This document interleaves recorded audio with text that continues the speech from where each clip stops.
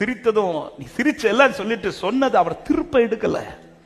சாராள் காது கேட்க மறுபடியும் சாராளை பார்த்து சொல்றார், கர்த்தரால் ஆகாத காரியம் உண்டோ என்று சொல்லிவிட்டு திரும்ப அதே வார்த்தை எடுத்து சொல்றார். அதுல ஒண்ணு கூட மாற்றல.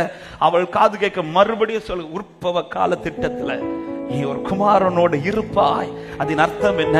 அவர் வாயிலிருந்து ஒரு வார்த்தை எனக்குன்னு வந்துட்டுனா நான் விசுவாசிக்காட்டாலும் அது நடந்தே தீரும் என்று விசுவாசிக்கிறவங்க சத்தமா ஆமென் சொல்லுங்க பார்க்கலாம்.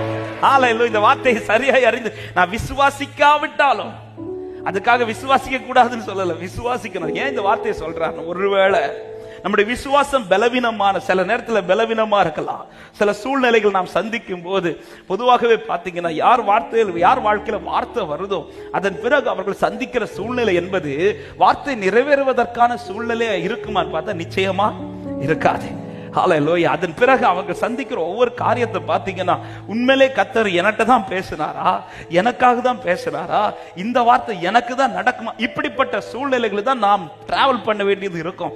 ஆனாலும் ஒரு காரியத்தை அறிந்து கொள்ளுங்க, சில சூழ்நிலை நிமித்தம் என் விசுவாசத்துல தளர்வு வரலாம். ஆனால் நான் ஒருவேளை விசுவாசத்துல தளர்ந்தாலும் சொல்லி அந்த கர்த்தருடைய வாயிலிருந்து வந்த வார்த்தை ஆனால் அது நடக்கும்னு நம்புறவங்க மாத்திரம் சத்தமாய் ஒரு ஆமென் சொல்லுங்க பார்க்கலாம்.